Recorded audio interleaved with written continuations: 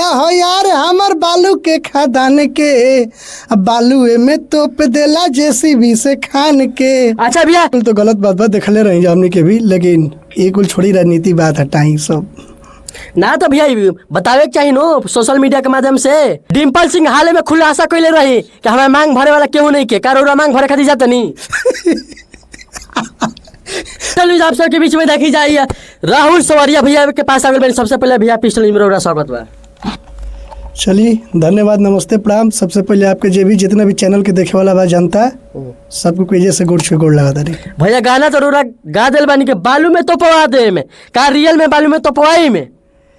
बहुत खुशी की बात बा कि अभी तक गाना एकदम ट्रेंडिंग में चल रहा बा, एकदम दिल गदगद बा हमने के। हाँ अभी हमने के 2 दिन 3 दिन हो गए रील पर पहले छूटल रहे, यूट्यूब पर तो काल छूटल, लेकिन भाई खुशी ककर के आवाज में बा भैया। हाँ खुशी कर जी आवाज में थोड़ा भैया गाना गुनगुनाई तो जरूर। कि करे मर्डर पर यार तुहर मर्डर हो, जहाँ जाला भगदड़ हो।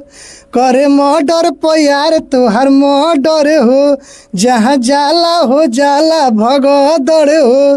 तो खुशी जी बोलिए कि माफिया हो यार हमर बालू के खदान के, माफिया हो यार हमर बालू के खदान के, अब बालू में तोप देला जेसीबी से खान के। अच्छा भैया बाल मानी गाना ही खुशी ककर से काहे गावल गेलक ह? हर चीज के फ्लेवर होला। कवि जी कहनी चाहे मुकेश भैया गंगा स्टूडियो के ओनर कहनी कि ना ई गाना उनके में जची खुशी ककर में। हाँ अच्छा अभी भैया कितना गाना अभी तक ले छोड़ दिल बानी शुरू से अभी तक ले? अनगिनित बा 30-40 गोले बा, लेकिन गाना ट्रेंडिंग नंबर कब बा? ट्रेंडिंग में चला था इंस्टा पर अभी बा। अभी पावर स्टार पवन सिंह जी के आए थी ज्योति सिंह जी के दोनों तलाक का मामला चला था, क्या कहल जाता इन दोनों पर?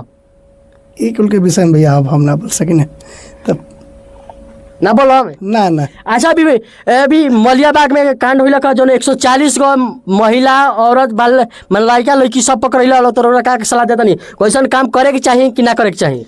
ना ये कुल तो गलत बात देखले रही हमने के भी, लेकिन ये कुल छोड़ी राजनीति बात हटाई सब ना। तो भैया बतावे के चाहिए नो सोशल मीडिया के माध्यम से, माने जनता के सबके के दर्शक के देखे वाला के कि माने एक रूम में जाके तू छापामारी होता है, इज्जत के बर्बादी होता है, तो करे के चाहिए कि ना करे के चाहिए? हाँ ये कुल बात बा, लेकिन बात समय समय की बात छोड़ी। अच्छा ये गाना पर रील सबसे ज्यादा बनाई ओकरा खातिर गिफ्ट कुछ रखल बा?